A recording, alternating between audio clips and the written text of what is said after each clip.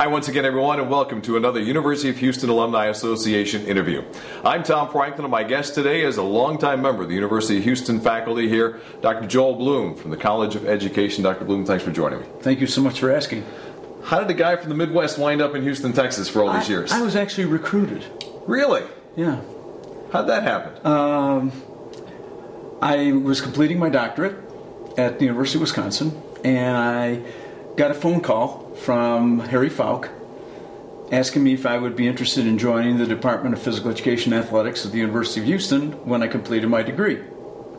And he described to me, which was a perfect job for me, the combination of aquatics and racket sports and teaching sports medicine. Right up your alley. Right up my alley, all three of them. And they were developing a program. And so I worked on my dissertation and didn't get to complete it because school started here. They flew me down in July of 1969, and I fulfilled a promise to myself. In 1963, I came down from Northern Illinois University to play a tennis match against Trinity. Mm-hmm. And I said, if I can ever get to Texas, I'm coming. And it took me a while, but it just so happened, and it was a fit, and I became the first director of aquatics for the University of Houston and began my fantastic life working not only with the university but with athletics. Well, coming here in 1969, you've certainly seen a lot happen on this campus. Absolutely. It's just What's it been like for you to witness all that? Some with hesitation and some with great relief.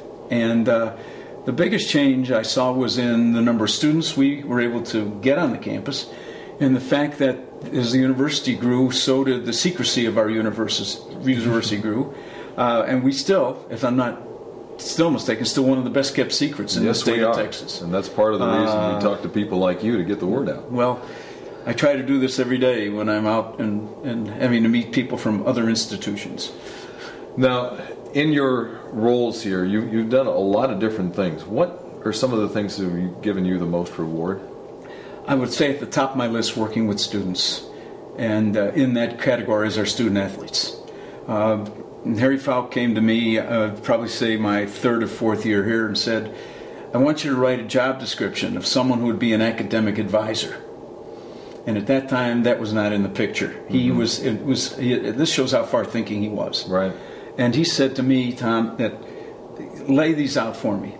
And I did. And before I knew it, there was a search going on, looking for someone to take over, and the position was created to work with our athletes and give them the same opportunities that all the other students were getting in the tutorials and so forth. And by the time Maria Peden came, the machinery was in place for her to take it and run with it and create the ACE program, the Center for Academic Excellence.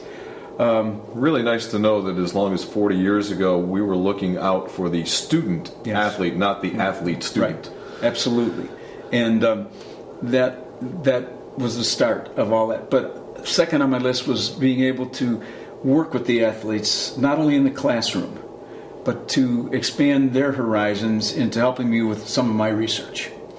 And there are three major things that came out of all that. A lot of them were projects, but there were several that really took wings. One was a research project that I did with Michelle Fredericks on David Klingler, if he goes back, mm-hmm. And I hope he's still remembered. Yes, he is. David had one of the most unique releases of a football that I'd seen in a long time. And I had done my residency in sports medicine with the Chicago Bears. And so I got to watch some fairly good quarterbacks mm-hmm. over the years. And one of my colleagues, one of my classmates at Northern Illinois was George Bork, who was the nation's top passer in the early 60s. And I watched his technique as part of my studies in biomechanics, and I thought, well, one day I'm going to analyze this. And so she opened the door for me to do a paper with her. She was a medical student, and she was interested in how the joints moved. Okay. And I was interested not only in that, but about the point of release and the velocity of the football in a short pass and a long pass. And David's passing was right on, and so I was able to do that. And that went as far as a publication in the New York Times. Wow. And that was fun to do. The second highlight came a couple of years ago when Clyde Drexler and Mike Young wanted to come back to school and finish their degrees after 22 years after Phi Slama Jama. And it afforded me to continue some research that I had been doing on projection of a basketball and identification of what I called the sweet spot on the floor. And both Clyde and Michael were really, really anxious to do this. And we took that and compared, we gave them each a basketball unbeknownst to what the other was going to do. And I said, pick a spot on the floor where you think you can make every shot. And they found the 45 degree from the center under the basket on both sides. And we tested a 2-point shot and a 3-point shot and then the international 3-point shot. And the idea was to see how many shots you could make out of 15. And their paper, I just set it aside, but I'm thinking now it's time to resurrect it and actually write it with their help and permission. Wow. And then this last summer, I had the opportunity to work with a young man helping our special teams on kicking. The punt and our kickers have always had some problems with points of delivery. And so I went to our special teams coach and I said, this is what I want to do. I want to find out how much time it would take to go run under a punt and the angle of projection that would give our line a time to get down to make the tackle on the receiver. And so we did that. We measured the angle of projection, the time of flight, and the distance. And that was able to give the coach some food for thought to work with. Absolutely. And Tony Levine, I'm sure, is one of those guys, when you give him something, he'll take it and run with it. Right. And he was very helpful in helping me identify where on the field would be the best projection.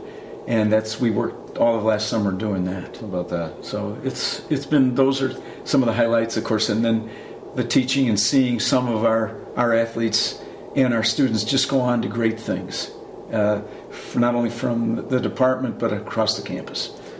This is a special place, as you mentioned, a best-kept secret that people don't know about. And I think one of the bright spots that's happened is the arrival of Dr. Couture on this campus and the way that she has promoted this place and tried to get the word out to say, look this is a diamond in the rough that just needs to have the dust blown off and let it shine and shine and shine. Absolutely.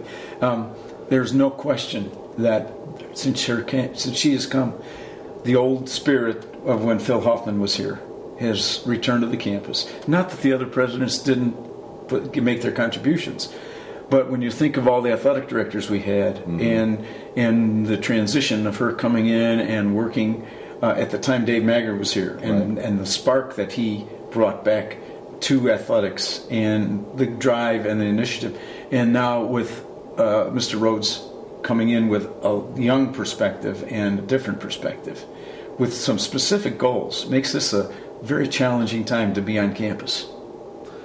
40 years doing this. Does it ever get old? Does it ever get tiring? It's an interesting question. I would not say it's tiring as more as a challenge. Times have changed. When I came... You can't teach the same way you did 40 years ago. No.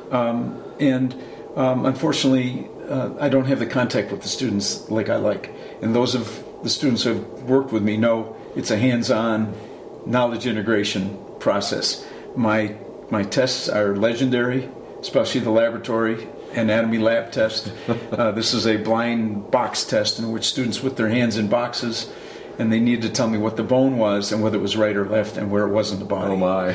And they worked very hard for me. But in answer to your question, teaching has changed. We've more used to the computer.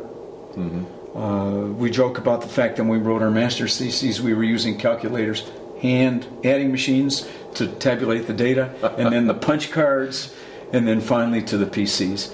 The student today is much more tech savvy, and teachers today have to try to get to that same level. And the amazing thing, and this is the beauty of it, it forces the professors who have all this great knowledge to share with their students that they don't have all those skills.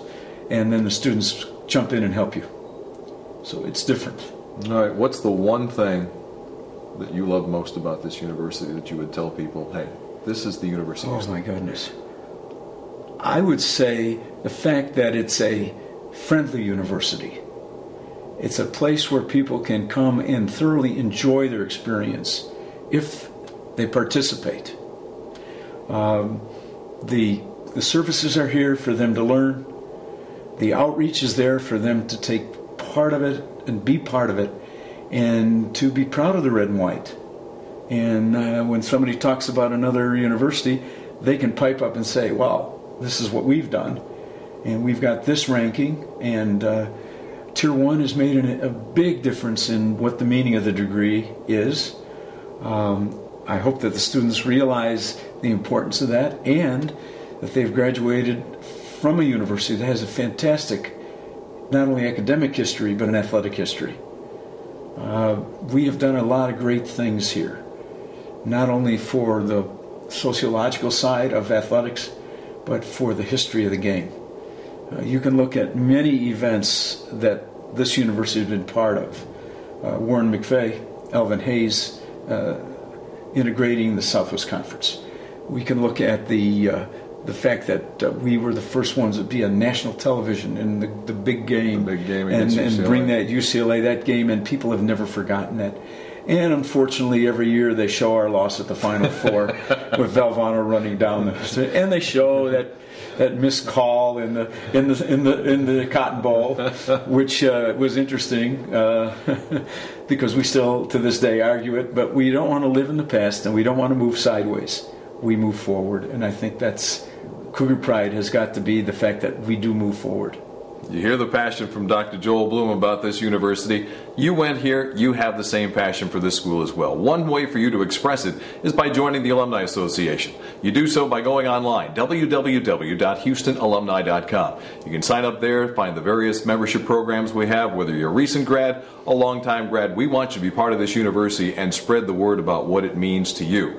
And if you've been a member of the Alumni Association, perhaps it's time for you to upgrade to life member status to show us just a little bit more. And for all memberships, there are various benefits that we bring along to you from many corporate sponsors. We'll give you some benefits for being a member of the Alumni Association that you can't get anywhere else. You find out all the information by going to our website, www.houstonalumni.com.